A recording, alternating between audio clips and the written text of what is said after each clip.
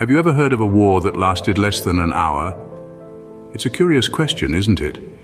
Yet the annals of history hold the answer in the form of the Anglo-Zanzibar War.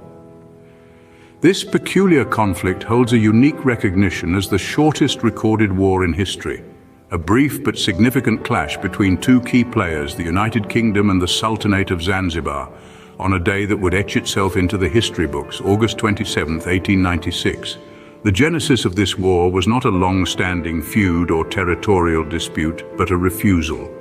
A refusal by the newly appointed Sultan of Zanzibar, Khalid bin Bargash, to step down from power against the demands of the British. This act of defiance would set the wheels of conflict in motion. Thus, the stage was set for a conflict that would enter the history books not for its scale or its casualties, but for its brevity. Imagine waking up one day to find you're now the ruler of a country, but there's a catch. This was the reality for Khalid bin Bargash, who unexpectedly ascended to the Sultanate of Zanzibar in August 1896. Suddenly, Khalid held the reins of power, but his reign was immediately contested.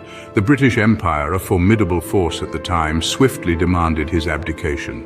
Now imagine being Khalid, new to the throne and already facing this immense pressure. But Khalid was not one to back down. He defied the British demands, choosing instead to stand his ground. Despite the overwhelming odds stacked against him, Khalid refused to surrender his newfound authority. He was the Sultan of Zanzibar, and he wouldn't let anyone, even the mighty British Empire, strip him of that title without a fight. Little did Khalid know, his refusal would ignite a war, a very short one.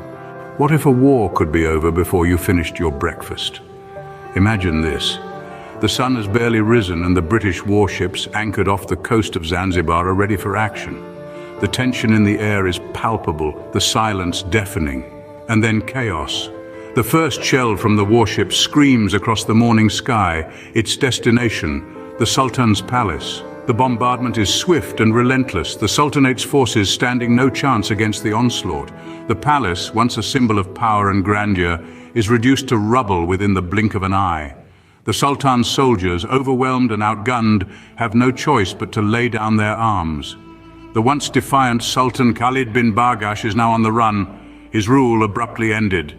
And just like that, the smoke clears and the guns fall silent. The shortest war in history had come to an end. In less time than it takes to watch an episode of your favorite sitcom, the war was over. So what happens after the world's shortest war? That was as brief as the battle itself. Khalid bin Bargash was overthrown by the sheer might of British firepower. His short-lived reign abruptly terminated. Left in disarray and with a palace in ruins, the Sultanate of Zanzibar had to adjust to a new reality. The British introduced a new Sultan, Hamoud bin Mohammed, indicating a fresh period in Zanzibar's history. However, the war's legacy isn't defined by obliteration, but by its temporal oddity. The Anglo-Zanzibar War occupies a peculiar spot in the chronicle of warfare. Its brevity is unmatched. Just 38 minutes, less time than most take for lunch, yet its repercussions were significant. This episode in history acts as a poignant cue, the unpredictable character of warfare. The Anglo-Zanzibar War, a skirmish that lasted only 38 minutes, underscores the fact that not all wars stretch over years. Some barely reach the hour mark, and with that we conclude our brief journey into history. Thank you for watching. Don't forget to like and subscribe.